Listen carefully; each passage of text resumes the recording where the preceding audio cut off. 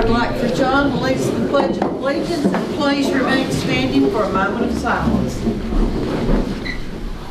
Pledge allegiance to the flag of the United States of America and to the republic for which it stands, one nation, under God, indivisible, with liberty and justice for all.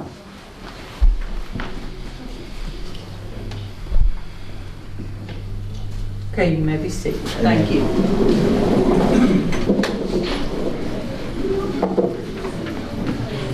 Okay, approval of agenda. Do I hear a motion to approve our agenda? So moved. Okay, we have a motion. Anyone second? Second. Okay, all in favor say aye. Aye. Any opposed? Motion carries. Recognition. Madam Chair, first, if Coach Audio would come up, we'll recognize the golf team first. We've got Lehigh's golf team here tonight. They finished third in the Class 2 state tournament. They were the 2D champions, they were the Mountain 7 champions, and they had an undefeated regular season. And Caleb Leonard placed 5th individually in the state tournament. So I'm sure Mr. Audio will add to that because it's a fine group of. Gosh, it was a sensational year. It was really unimaginable that we could go from the first match up until the state with 105 matches with no losses, and it was in a long way. It set a lot of records. So I'm proud of them.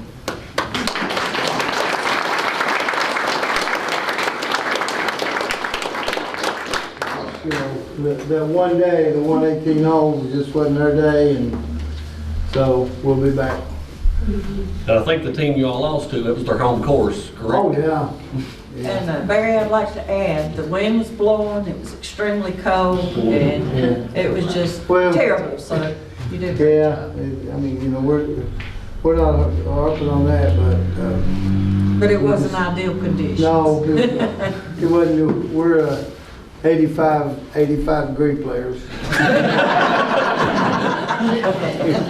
So anyway, it was a good experience, and I'm sure that, you know, the guys coming back will, you know, feed on that for the next year.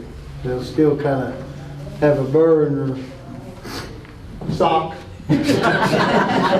till you know, till we get it done again. So. We're going to miss our senior, Jacob. Oh yeah. We're proud of him. Yeah, we're gonna miss Mr. Leonard big time. Yes. But He did well. we got some other people coming in, so Yes. hopefully we'll be, you know, as strong as we were last year. So hopefully the course that we wind up playing will, you know, be more fitted for our type of play, and hopefully it'll be a better outcome. 85 degrees. 85 degrees. Yeah, 80, 85. They're even playing 90. Maybe even a neutral court. Yeah, well, you know, that is kind of funny how that works, but next year hopefully, you know, we'll be our liking. We appreciate you and these guys and all that done representing Well, Lehigh well, thank y'all and so Lee much. County. Thank y'all so much for having us. Hopefully we'll be here next year with all of our fingers doing this right here. But we are proud of you and what you all have done this year. I mean, going undefeated is very impressive because everybody's different courses and stuff. And Yeah. I know some people would disagree with me, but as a former golf player on Lehigh's team, I think it's the toughest sport because it's part physical and part mental. Oh, yeah. And, you know, you never know what you're going to expect when you get out of the car, what the course is going to be like, what the weather's going to be like, and I'm very proud of you. Thank you all so much. We're all very proud. Thank you. Thank you all.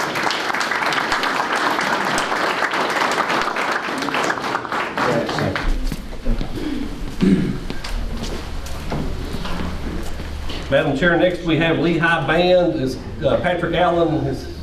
There he is. I'm short. Come on up. I think he brought part of the band with him, and I'll let him talk about all the accolades they have received. And I know some of you have watched their performances at the Tobacco Festival, at the football games. Very proud of what he's doing and the program and the growth we're seeing there. Yeah, so this year I couldn't be more happy with many years. I've been here, this is my 5th year as a teacher, 4th year with the high school band. And every year it feels like we've taken a step up and we've grown in different ways, whether it be the quality of performance and awards we're getting or the numbers of our growing band.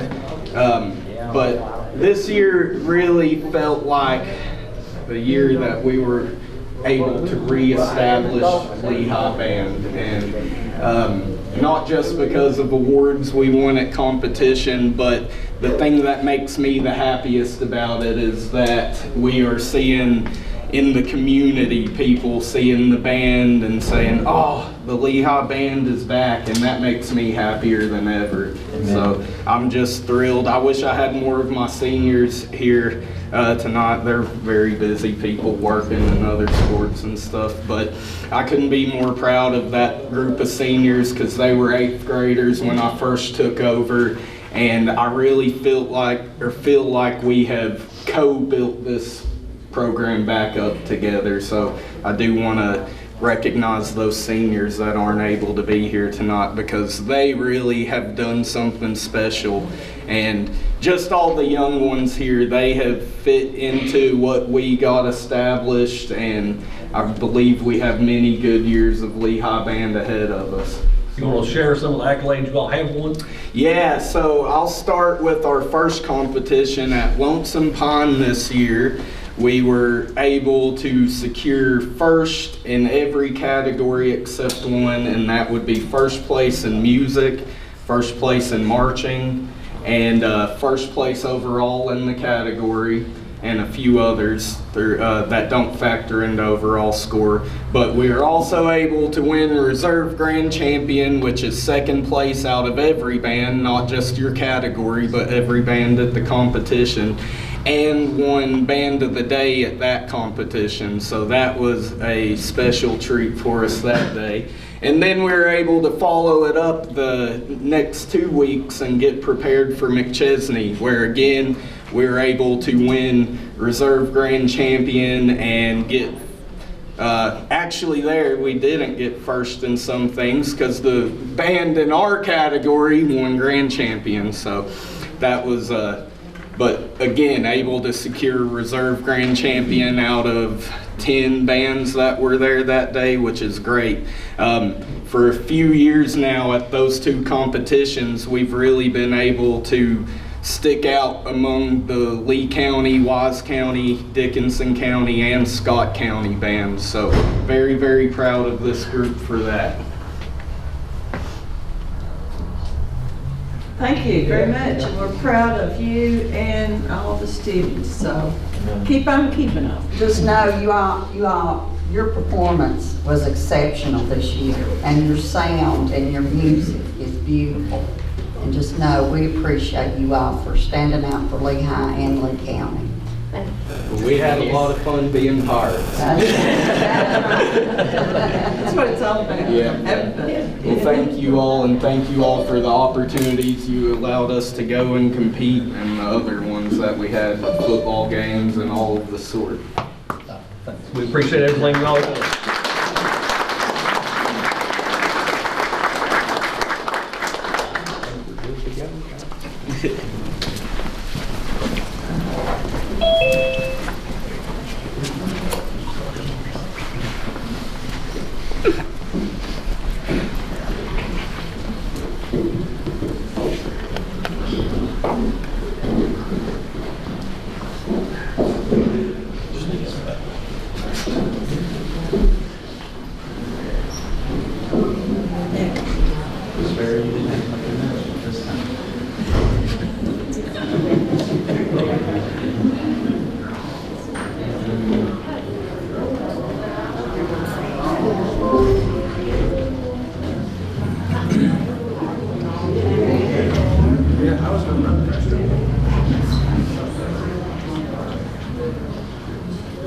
Madam Madam Chair, our next recognition is Frontier Health Poster Contest winners for the 24-25 school year is Kim Begley here. I think I see her coming from the back here.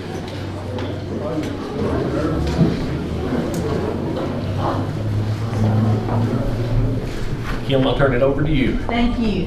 I think this was an excellent night to be here. It's been an honor to watch all these young people recognized and awarded, so very proud to be a part of it.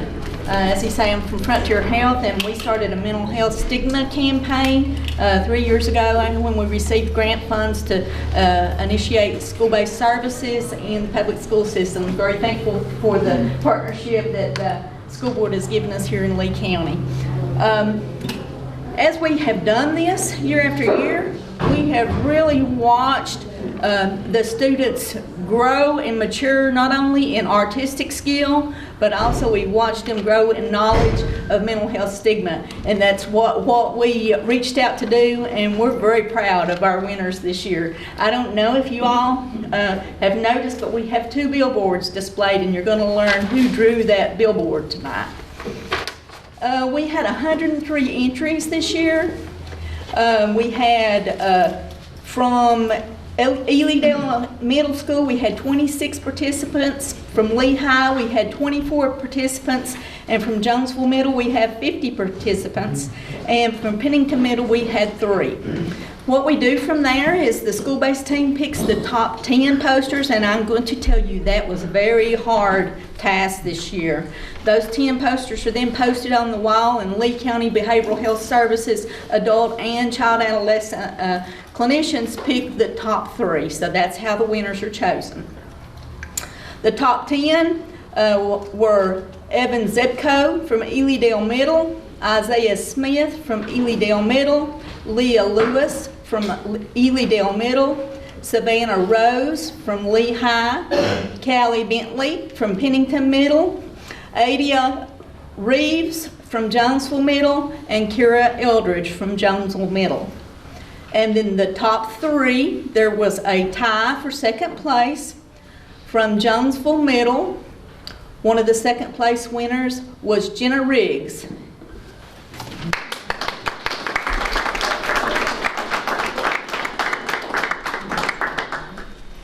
Jenna, this was beautiful. We're going to show them your poster. I'm going to let you show it to them, okay? You did a really good job. Thank you. She will receive a $30 gift card from Walmart. Thank you. Here is your certificate. And show them your poster there. Read them what you wrote. Keep. I'll hold it for you. Yeah, I know, it's hard to get in front of people. Yeah. You're doing good. Keep going. Don't let the darkness hold you back. Focus on the light and you'll get through. There you go. Good job. Turn it around, let us see. Oh, good job. Very good. Congratulations. Good job. All right. The other second place winner, Avery McQueen. Is Avery McQueen here? Okay. We'll let.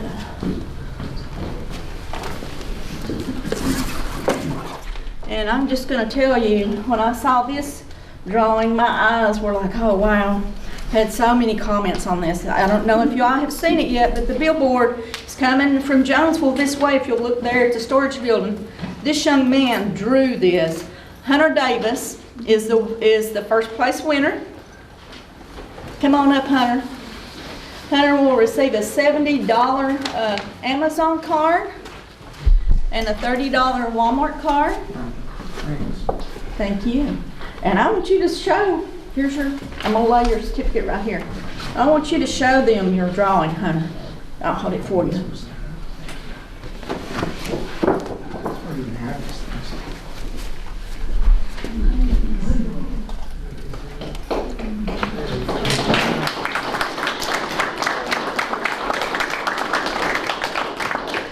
Hunter's from Lehigh, and he's in Miss Bach's class. Go ahead, show them. Yeah. Show him up here. Wow. Good job. It's all right. It's all Great right. job. Yeah, it's really good. You want to read them? I'll hold it for you, and you read them your message there. Can you do it? no matter how hard it gets, keep pushing, it will get better. Never stop, never back down, never give up. And as mental health awareness at the right. Wasn't that right? Good job. Awesome job. Awesome. Very proud of you, young man. That's good artwork. Thank you. Thank All of you. them did a great job. Alrighty.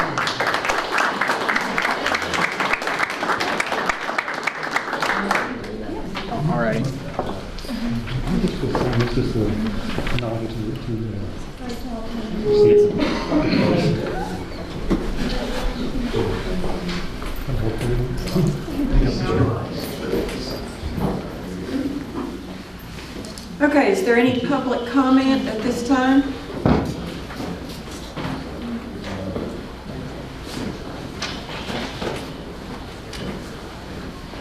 Okay, board comments? Just want to say congratulations to all of our sports teams that have been recognized tonight. The golf team, band, Thomas Walker Golf for their accomplishments. They'll be here next month. But also want to encourage everybody to go out tomorrow night and support both Lehigh and Thomas Walker in their first round playoff games. Lehigh will be facing Graham, and Thomas Walker will be facing the East Side. And so encourage the community to come out. But so proud of all of our students. The students of Lee County have really been shining a bright light for our community. So super proud of them. I agree. Yes, they have done well. I would like for us to remember Katie Middleton that passed away. She was a teacher at Dryden Primary for many, many years, and I never heard any bad comments ever about her, so she was a great teacher. Any other comments?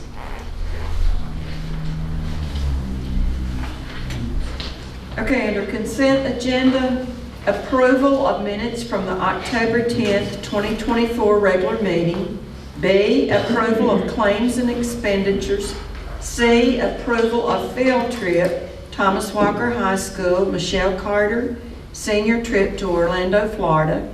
D, approval of disposal of surplus property per school board policy DN, disposal of surplus items.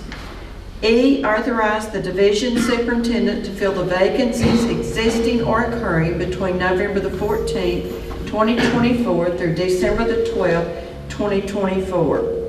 Do I hear a motion for the consent agenda? Motion. I'll second.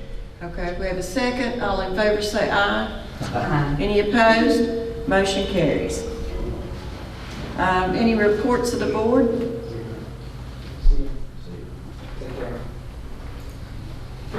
Okay, having none, how about reports, student representatives? Good afternoon, everybody. I'm glad to be here again, joining you all. Thomas Walker's been very busy since our last meeting. We recently received a $26,000 grant from the Slint Foundation to help renovate our library.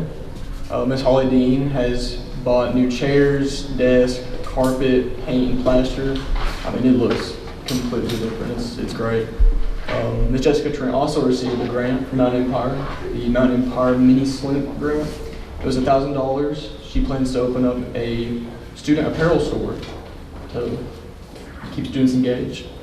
The Club of Thomas Walker have been busy with the community. FCCLA is planning to sew dignity scarves or adult bibs for residents at the Lee Health and Rehab Center. They also sent students Willow Taylor and Lynn Foster to attend the CTE advisory meeting to give a presentation on the FCCLA Foster chapter. FBLA has been taking up canned food items to donate to a local church or food bank. FFA recently took a junior team to compete in Galix, Virginia, in Carroll County. They placed 3rd overall. We're really proud of them. They had Annabelle Axons placed 1st individually, and Mary Hay placed 5th, so we're really proud of them. Beta Club is planning to collect toy donations and donate them to Flatwoods and Roseville Elementary Schools. English Club is starting a book drive to get books to donate to kids in hospitals during the holidays, keep their energy up, their spirits. The senior class recently hosted a Powder Puff game to raise money for their senior trip. Everyone really enjoyed that. The players could have enjoyed it more, and the audience, we really had a fun time watching. We're proud of our golf team. Braden Saylor placed first in district, third in region, and ninth in state. So we're really proud of him. We're also expecting our Fall Follies on November 22nd. We really enjoy doing that. Students and faculty just put on a comedy show to entertain a local audience, so we're really excited to do that. I want to once again thank you, the school board, for just running our schools. Without you guys, we just wouldn't be able to function. So thank you guys. Thank you, John. I can tell you've been busy, and we appreciate all the good things that are going on there. That's a good presentation. Yes. Riley, how about Lehigh? Yeah, so much like Thomas Walker, Lehigh's been really busy here lately. So in the past month, our science club has toured UVA Wise as well as ETSU. Tomorrow, our DECA club, they're going to Charlotte, North Carolina for, it's called the DECA National Power Trip. It's kind of like a leadership conference, I guess. Unfortunately, I can't go because I have other commitments, but they leave tomorrow and it's over the weekend. Cross country is going to the state meet at Blacksburg tomorrow, and they will compete on Saturday. Our football team will be going to regions at Graham. They're leaving tomorrow as well. We have students job shadowing on Monday. JROTC is hosting a veterans breakfast tomorrow at Lee High School. Fourth grade Ag Day is taking place at the Career Technical Center next Thursday and Friday. The Lee High School student government is taking up monetary donations for holiday food baskets, and so each classroom has a jar and money is collected, and then after we leave for Thanksgiving break, our SGA advisor, Kim Lee, she'll go and shop so we can provide meals for families in need. SGA is also in the planning stages of our winter formal, which is our biggest task that we have, and we take great pride in that. And so that is on December the 14th. And then recently we had new TVs installed in our cafeteria, which is really cool. So it displays information like the weather, the menu for the upcoming weeks, just important information for students. And then we will have our DECA district competition at Mount Empire on next Friday, the 22nd. Thank you, Riley. You've been busy, and thanks for all the great things that you've done there at Lehigh, and so keep it. We're proud of you.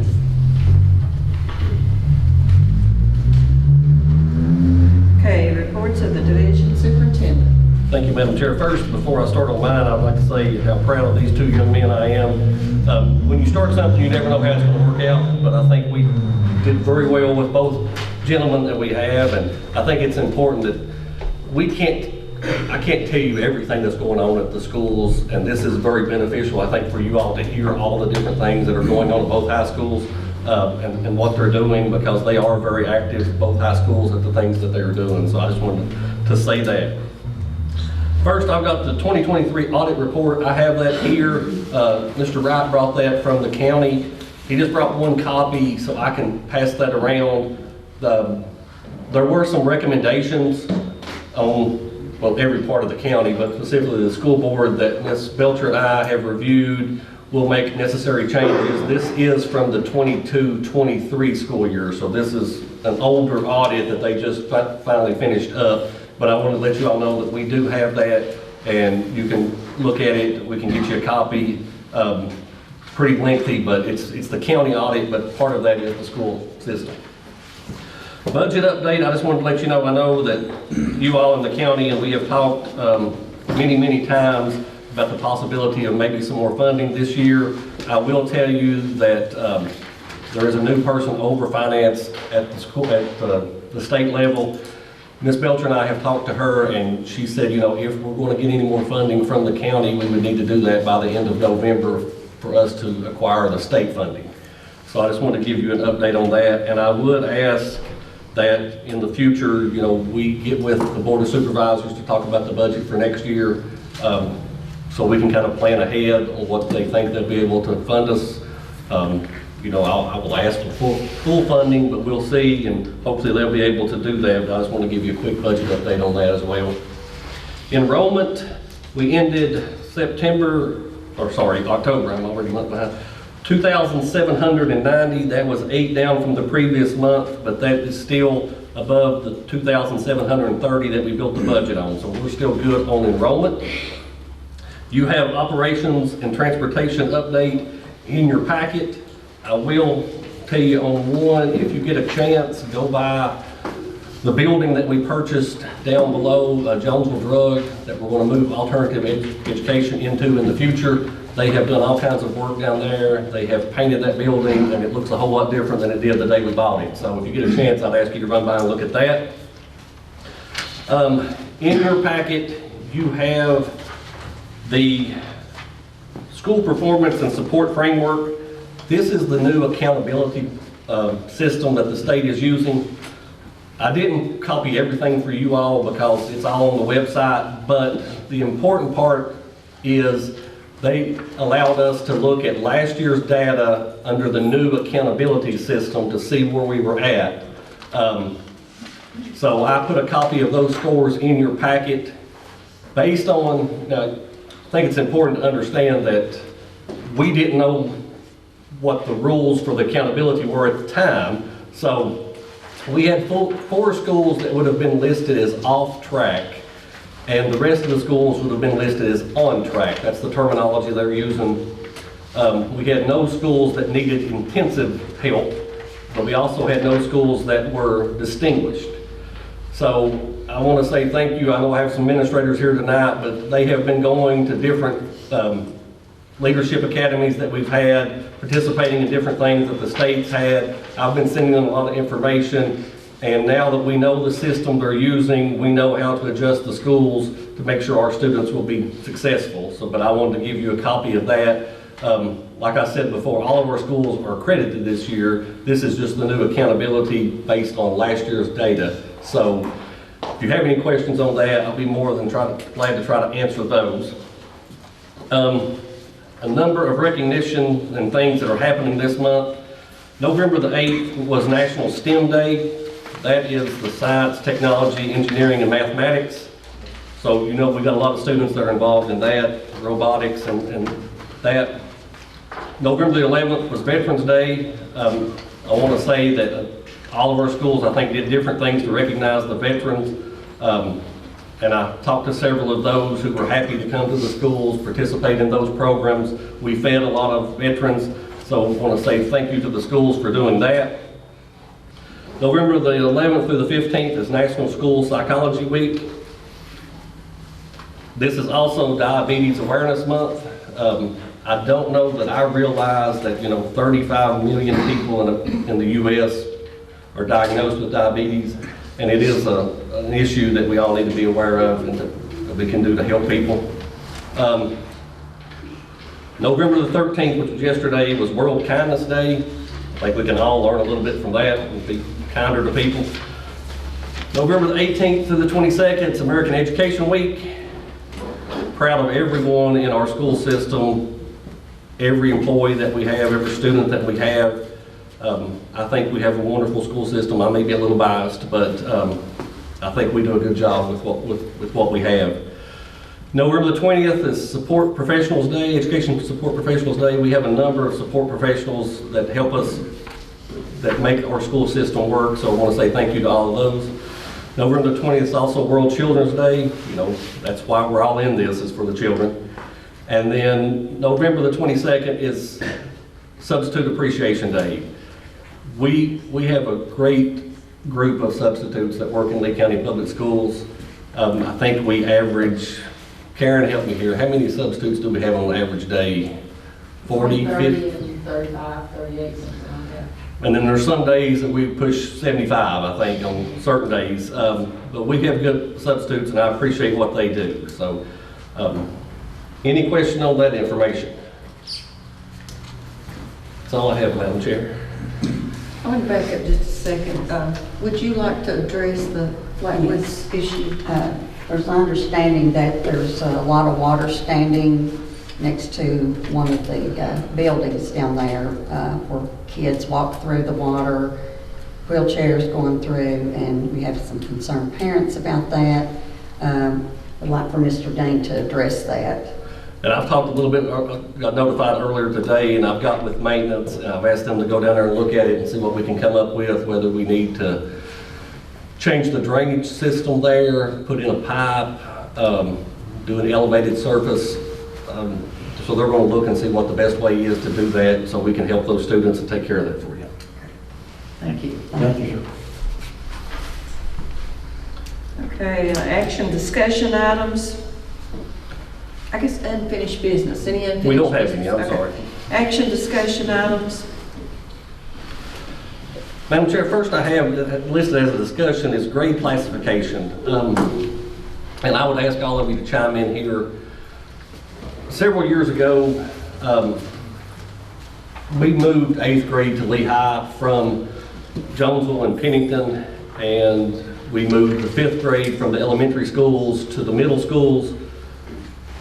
It didn't really impact the western end of the county because they were already K4, 5, 6, 7, 8, 12. I think Thomas Walker's been 8, 12 for 40, 50 years, I think. So I presented you all with some SOL data, pass rates on reading, math, science, 5th grade and 8th grade. If you look at the 5th grade and compared to before we took 5th grade out of the elementary and brought them to the middle schools, overall we're down 12% on reading average, 4% on math average, and 16% on our science average pass rate. If you look at the 8th grade, from when they came to Lehigh, so you're comparing a little bit of apples and oranges here because Thomas Walker had 8th grade for a number of years, but you're down 21% on science scores, 9% on reading, 1.6 on math, and 20% on writing. The other information I provided you was school enrollment for all of the schools that are currently open, and I did include Ewing, Keokee, and Stickleyville because those numbers were there when they, involved some of these analyzing it. Our elementary schools have went down quite a bit in the number of students that they typically serve. Looking at before the change, Dryden's down about 78 students, Elk Knob's down about 82, Flatwoods is down about 87, St. Charles down about 32, and Rose Hill didn't really change unless you go back to 2011, 2012 when they were actually a K-7 school. They fluctuated a little bit. They're down about 3 students from the average before this when Lehigh had the issue. Middle schools, this was kind of an anomaly. Jonesville is actually up 21 students from the change, and Pennington is down 71 students from the change. And Elydale, I included their numbers a little bit the opposite of Rose Hill. They actually went up 4 students over the same.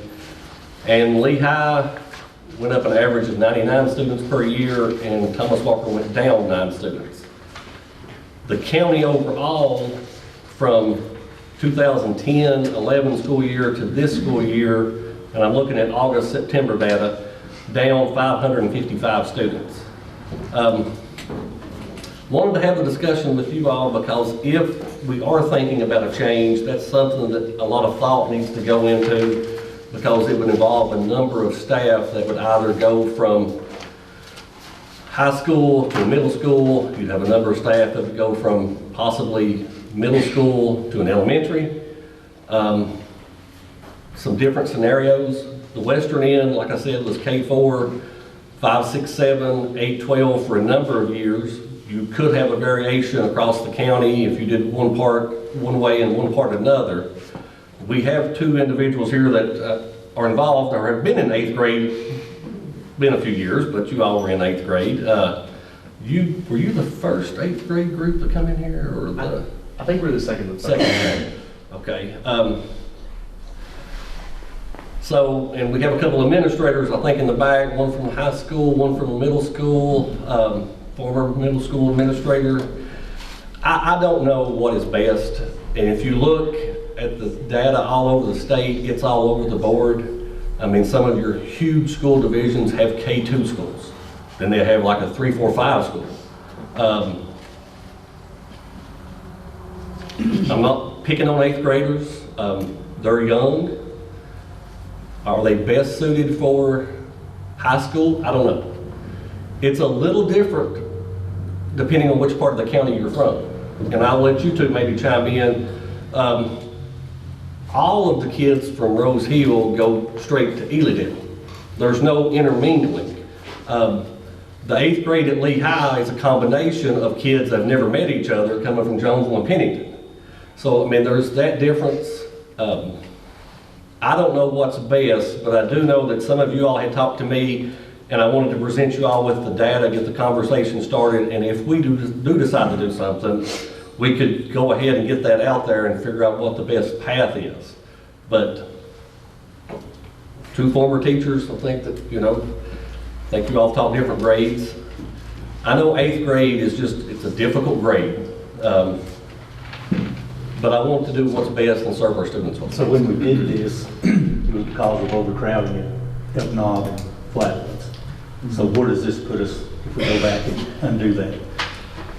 Those students, well, depending on, you know, I even asked if the middle schools could hold 5, 6, 7, and 8, and all 3 middle schools said they could not. If you look at the numbers, I've got my enrollment sheet for this month. Well, you're looking for them. I would like to say that I feel like that they probably shouldn't have ever come here to start with, because Lehigh was never set up to where you could seclude and keep 8th graders together. And that's what said was going to be done, and it's impossible. So with that being said, I'm almost for going back. However, I feel like Thomas Walker has been that way for many years and been successful. So that's my thought. Mr. Hines, to answer your question, I can't give you a definitive answer because, like, this month Pennington had 84 students in 5th grade. I don't know that I can tell you how many of those would go back to Dryden, how many would go back to Elk Knob, and how many would go back to St. Charles. Jonesville had 73 at the end of this month for 5th grade. I can't tell you how many would go back to Flatwoods and how many would go to Elk Knob. I think they get several from Elk Knob at Jonesville. And you might know right offhand, Mr. Pendergraft. You're looking at probably about 15 to 18 of those to Elk Knob and the rest to Flatwoods. So I asked the elementary principals just hypothetically, I said, if you got 5th grade back, could you handle it?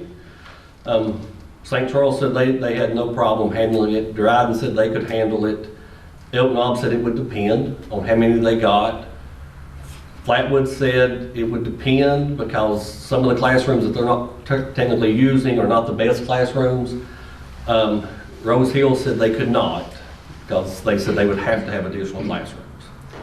Up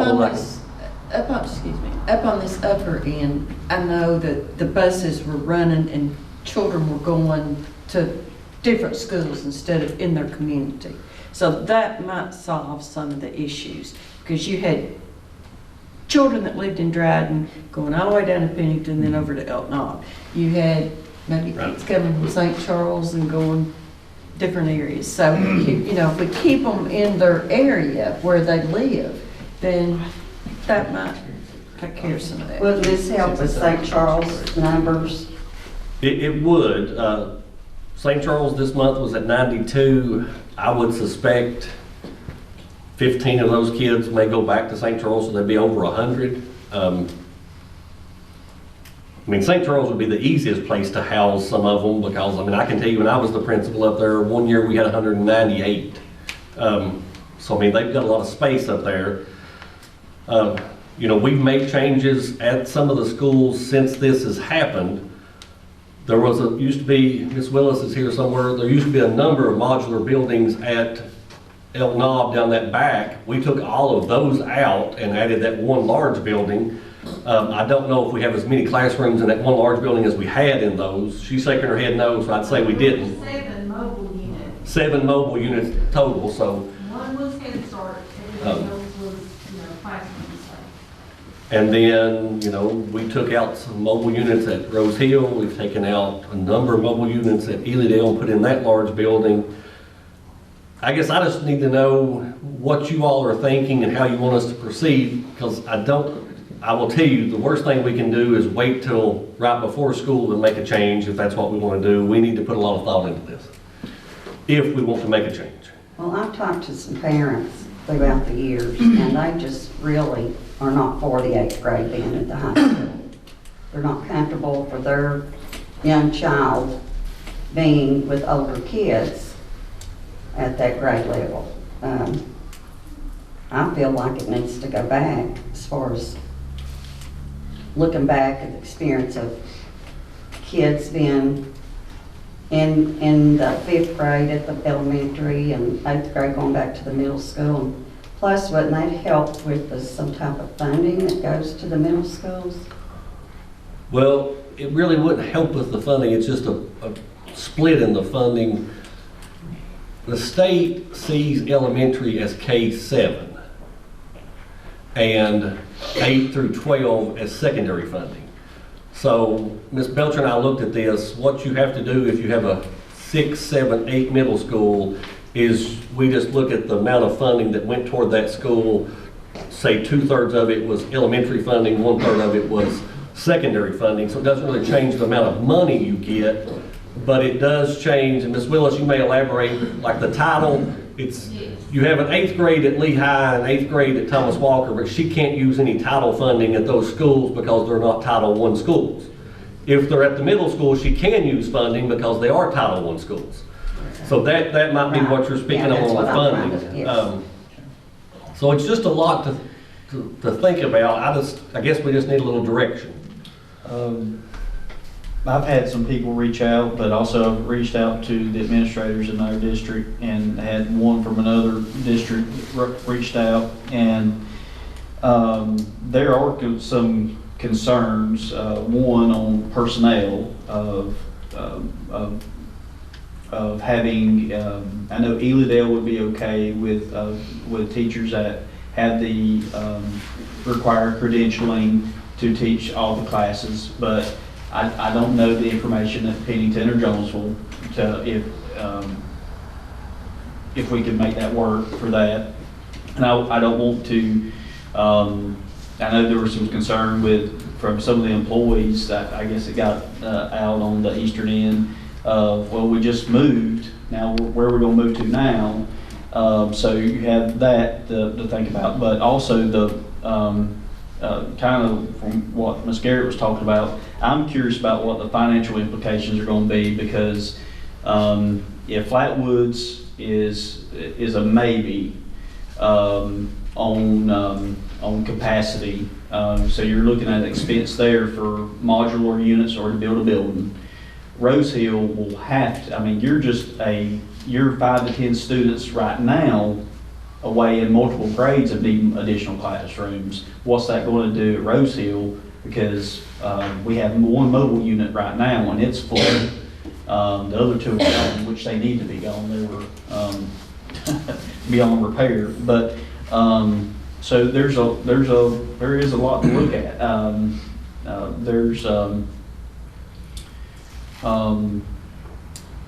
With 8th grade always being at Thomas Walker, it's something that people in the western end of the county, they really don't, it seems like it's not a everyday discussion. It's not, when I asked my daughter, she's in 8th grade now, I asked her, I said, hypothetically, how would this make you feel? She's like, I love being at Thomas Walker. And I was like, okay.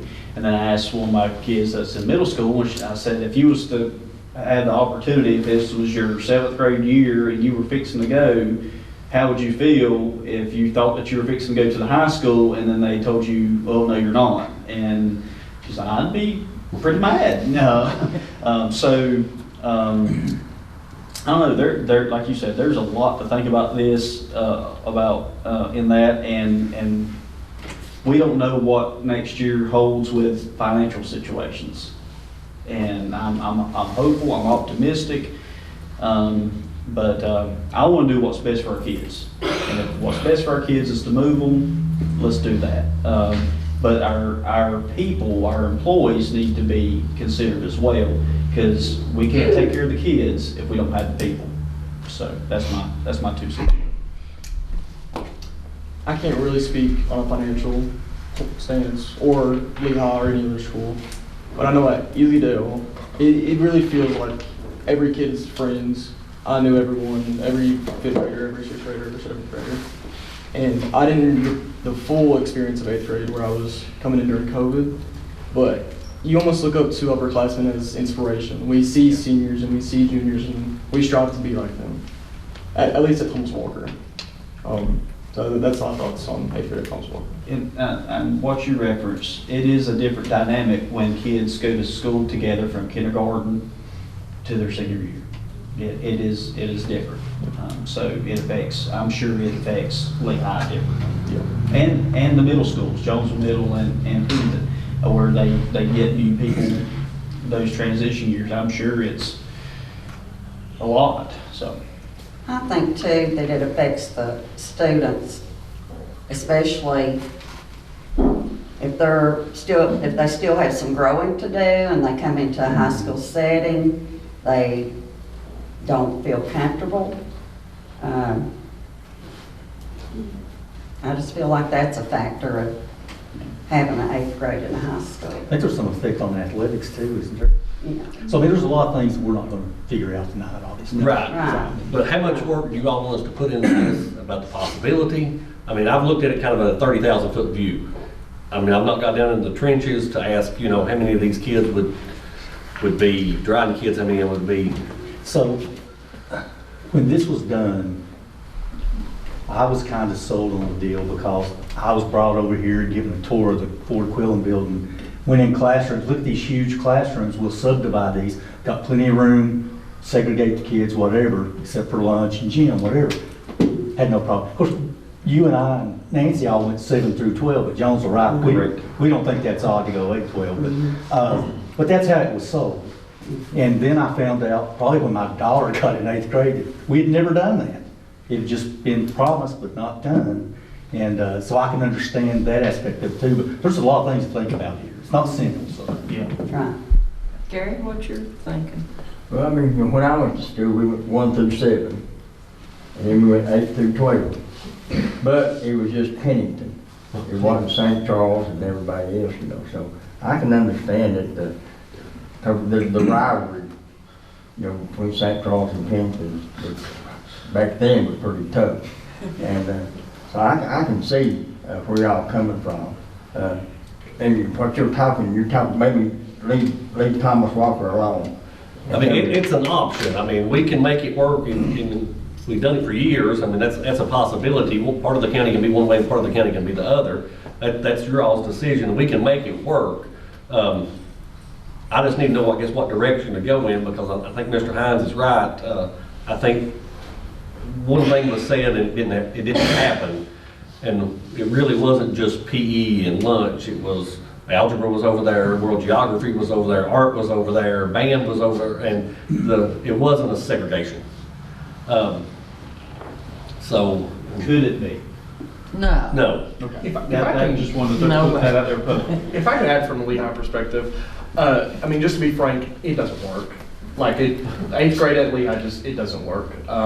It truly brings the morale down of the students, because when you are really about 10th through 12th grade and you're walking in the hallways and you have 8th graders yelling slurs and using foul language and really just running around, they're not mature enough to be at the high school.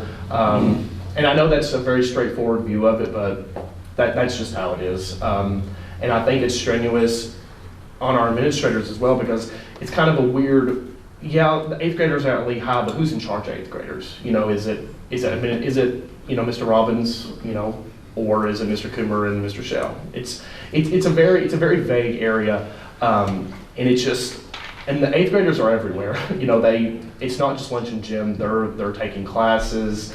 You see them in the hallway a lot more than you probably want to. But it's. I'm just. He said he was going to be on. Yeah, I'm just being very. Appreciate the honesty. Yeah, I mean, it's just, and it really, I think the biggest thing at Lehigh is it brings the morale down.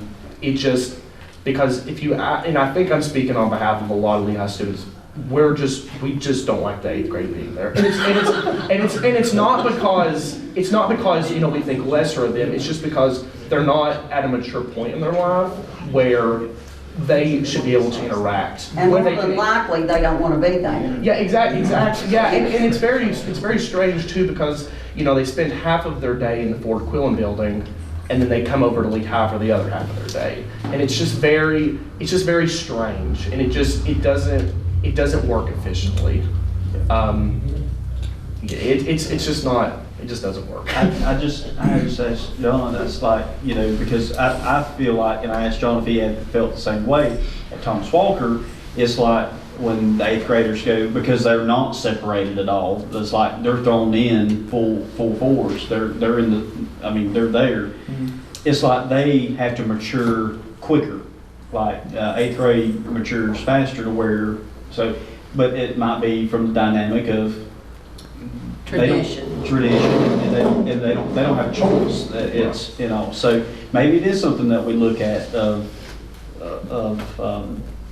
doing it split towards the county. But I do think it's something that we need to discuss. But I agree with Mr. Dean, we do not need to wait until June or July and make a decision. We need to.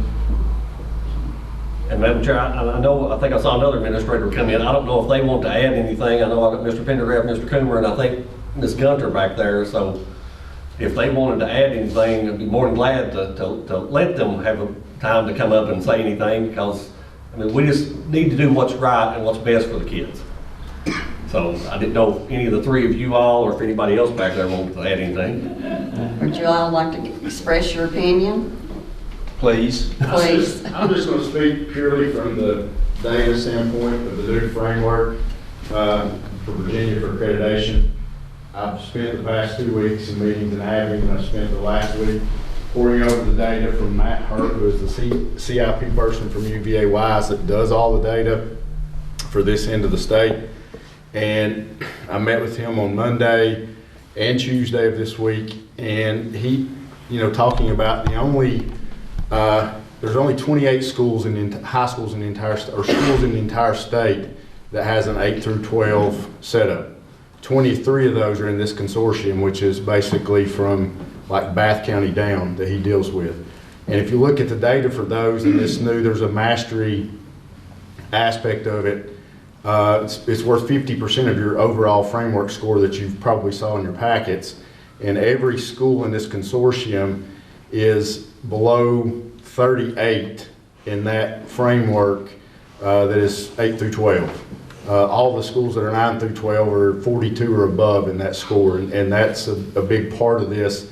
And he said, frankly, that 8th graders do much better on SOL tests when they're at the middle school versus at the high school. He said, and any data that you look at will show that. And that's speaking strictly from a data standpoint in terms of, and Mr. Dean has said this is what's best for students, and if we're in reality, I mean, students are scoring better on tests, that's best for students, which is in turn best for the schools in the county. Thank you. Thank you. Anybody else back there? From a middle school perspective, what's the difference? I'll just echo what Mr. Coomer says, and I think, correct me if I'm wrong, but I think the same holds true if we do that. I think the same holds true for 5th grade, that they score better in that elementary setting. Now, I love 5 through 7, don't get me wrong. If you all said tonight we're just going to leave it as it is, we're fine. We love 5 through 7. But there is a big maturity difference between just 5th and 6th grade. Even if we had the biggest building in the division, I don't know that I know they used to be 5th grade at Pennington and Jonesville. I don't know that that's an ideal setup, because everything Riley said is probably true about 5th graders mixing with 8th graders. So is there going to be a lot of maneuvering and moving pieces to this? Yes, but if whatever's best for students, then we need to make it work. And ultimately, you know, there could be some people at Jonesville that we would have to lose. We'd hate to lose them. I'm sure they'd hate to go. But I know everybody's going to have a job somewhere. But ultimately, I think all things being equal, we just need to decide what is best for the kids in Lee County Public Schools and go from there. Thanks. Thank you, thank you. Ms. Gunner? Well, I will say as well, of course, we love having 5th through 7th. That's a great age to have. They're in the middle and they're great to work with. But so is 6th through 8. 6th through 8's, you know, we had 6th through 8 before. We didn't want to lose 8th grade before when that change happened. So 6th through 8's a good grade to have, but I will echo that as well. 5th through 8 is not a good age to have. I don't think anyone would want their 5th graders with 8th graders. That is just not an age range that you'd want to have together in the same building. So I would echo what he said as well. 5th through 7 or 6th through 8, but definitely not 5th through 8 together. I guess some of my biggest concerns would be, you know, the financial impact. Now, of course, for students, I think 6th through 8 is, you know, would work well for students. We have reading and math specialists at our school, which they don't have the benefit of having at the high school. So, of course, I think that's going to be better for students. We're dealing with 3 grades where they're dealing with 8 through 12. So, I think that's a benefit that we have that they don't have. However, when I think financially, if we're kind of struggling as a county to get funding, I'm thinking, particularly at my school at Pennington, we feed back to St. Charles, to Elk Knob, and to Dryden.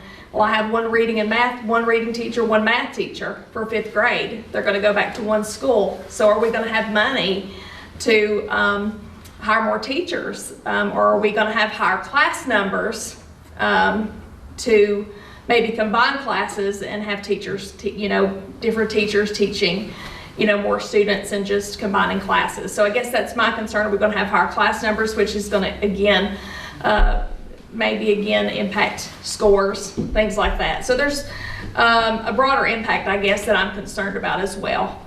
Too, with 8th grade coming back, we'll be having to offer things like Algebra 1, Spanish. And we'll be 2 schools rather than just 1 school. So there are some other, you know, things that of course we have to think about in doing that. Is that a great option? Yes, of course, in a perfect world, but of course we don't live in that perfect world. So those are just all concerns. But as far as the options, 5th through 7 or 6 through 8 will be great. We'll be great with it. Well, like Mr. Hines said, I know we can't solve it all tonight. Do you want us to keep working on it? Do you want us to And I think the administrators from all schools probably need to be called in together to work, because they're the ones that will handle it day to day. We're not in the classroom. We hear the complaints, but they see it every day. And I think they need to be the ones that are in charge of leading it. And are you all good with the possibility of having one part of the county one way and one part of the county the other? I'm good with it. I am too. That's what it takes to work. Whatever works best for the kids. And I always have a little bit of disparity on thinking about, you know, the 8th graders aren't mature enough for the high school, but then when you put the 5th graders back down primary, you've got Head Start children through 5th grade. So there's a little bit of glitch to that, no matter what, but whatever would be best overall for our students, I feel is what we need to strive for. Okay, well, we'll keep working and have an update maybe next month. Madam Chair, next item, band program at Thomas Walker. We discussed this some in the past. I think you all had asked for us to look at some numbers. Tonight I can tell you that currently there are 7 students in the band program at Thomas Walker this semester, and there were 2 signed up for next semester. So just wanted to let you all know that and see if you all want to think about that and see which path we need to go down or how you want to. I did inquire on that, and I can't speak with all things during public, but I want to mention some things in closed session. But one challenge that was brought to my attention is the availability. It's offered 1 block at Thomas Walker. And if the child is taking college courses or whatever, and it doesn't fit for their schedule, then they're just out of it. They don't have the availability to it.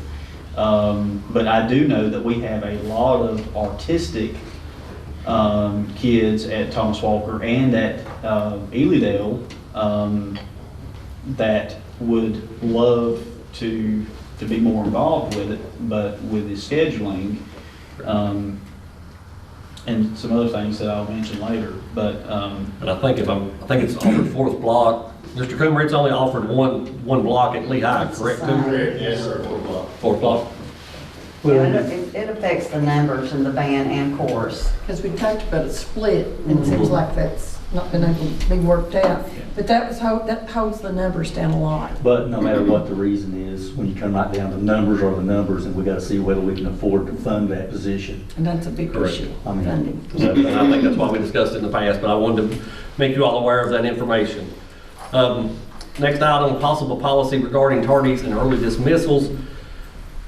We talked to Mr. Graham. I had asked him to talk to Judge Jenkins. She said that she would definitely entertain if we had a policy in place and we notified parents and we developed a policy that so many tardies or so many early dismissals equaled an absence, or if we kept track of time. And you know, if you were, some students are tardy every day, some students leave early every day, and if we keep track of that, we would just need a policy to say what we're doing, notify the parents, and she would look at that as an attendance for possible truancy. I asked the administration, Ms. Belcher sent out several surveys here in the last day or two, she's really getting good at it. 75% of the administrators said they would like for us to look at this policy, but it would take your all's action for us to develop a policy. So a typical school day is 5.5 hours. So, I mean, you could have it set up that if you miss that much time through tardies and early dismissals, it counts as one absence. so who's going to be the arbitrator of this? I mean, I can't even believe we're even talking about this. Are we going to fund somebody to sit around and count how many hours Johnny Smith missed at Lehigh? I mean, that's just crazy to me. And who's going to say your dismissal or your early dismissal or your tardy, you went to the doctor? And I asked Mr. Sturgill too, and I think Wise County or somebody else has a policy that it's so many unexcused tardies or early It's dismissals. got to be unexcused under the other counties. But at the same time, I mean, that is a big issue as far as tracking and I'll for just instance, with this, it would have to be unexcused with what I think. Do we have a big number, Mr. Dean? I think it depends on where you're at. Mr. Comer, how many kids do you have tardy a day? I'll just say this, I voted no on that survey just because I did too. what Mr. Hines said about. I think you're 25% sitting in the back. You would be crazy if you voted for it. I voted no for that, Yeah. I was in full honesty. We're just glad to get them there to Yeah. school. And the other side of It's like the it federal is, government. I mean, Ask it. the other side of this is kids that are already truant. There's not a whole lot that's going on there. And so we're going to add to the list. That's useless, in my opinion. This is why I asked. I didn't want to spend a whole lot of time developing a We can policy. move on past this. So, next item. First review of the calendar. I want to let you all know that we sent out 4 different calendars to let the staff vote on those. We had 245 votes of the 4 calendars. The calendar that had the most votes was draft A. It had 102 votes, which was 41%, so not majority. Do you all want to send out the top 2 vote getters and let them vote between that and see who wins, or how would you like to proceed? And I think I asked you, what was the difference between the top 2? The first 2 calendars, the only difference in the top 2, there's a big difference between the top 2 vote getters. Yeah. The first one is you start August the 7th, you have Labor Day break, you don't have another break until election, then you have Thanksgiving, Christmas, you don't have a break in February or March, unless, you know, weather. You have spring break, which would be in April, and then you would get out May the 22nd. The second place, you start school on August the 5th.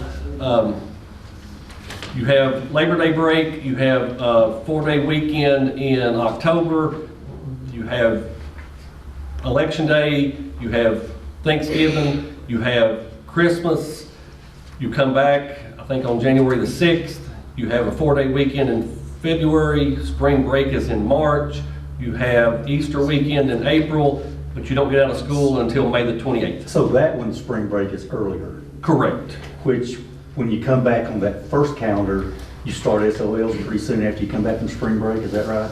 Probably a week after you come back. So why wouldn't we do the one that starts in, has a spring break in March? So they just don't come back and get to SOL. But I mean, you're gonna let them vote, I mean, but you all think about that. So do we want to think about it until next time? And I had that mentioned to me by the administrator. I'm not smart enough to come up with it by myself, so. But I mean, It's a big deal. Yeah, it is. With I mean, and we can definitely throw out the two I was gonna ask lower. the principals back here what they thought. Principals, Calendar B, it was the only difference between it and A was that week of spring break, right? 58 votes, 23%. Yeah, the only difference was when spring break was. Those calendars were exactly the same, but calendar B had spring break a week earlier, Correct. which is what this year. So, you all tell me how you want to proceed with developing a calendar for next year. I told you all last month I hated it. If you look at A and B, that's basically 64%. The only thing you're talking about is the week of spring break. Correct. And it's a week apart. But you all think, do you all think the having it, starting it in March, the spring break? Between those two, I think most administrators would want the spring break a week earlier. You got one. But that's not an option on either one of these, right? Well, on the B, it starts at the last week of March, and then it goes, ends in April because of the way Easter falls. So, I'm here every day, it doesn't really matter to me, so. I don't want to, you know. I think that one makes the most sense. I do too. I don't want to go against the, wishes of people, but, we're harping on SOLs. But I mean, they were given like 4 or 5 options. I were given 4, yeah. Right. So, I mean, Yeah. Right. And I mean, you're not technically going against the wishes of the people you all were elected, so. Or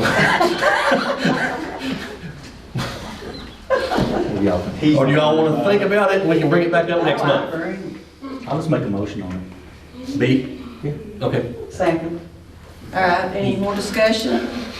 All in favor say aye. Aye. Any opposed? Okay, motion carries for calendar B. I'll get the word out. That's all I've got, Madam Chair. Okay, Mr. Hines, would you please read us the code for closed session? I move we go into closed session to discuss personnel under Code of Virginia, Section 2.2-3711A1, to discuss student discipline under Code of Virginia, Section 2.2-3711A2, request to release a student from compulsory attendance pursuant to the Code of Virginia, 22.1-254B1, pending and threatened litigation, Code of Virginia 2.2-3711A7, and property acquisition under Code of Virginia, Section 2.2-3711A3. Do I hear a motion to go into closed session? That is the motion. I'll say second. Thank you. All in favor say aye. Aye. Any opposed? We'll now be in closed session.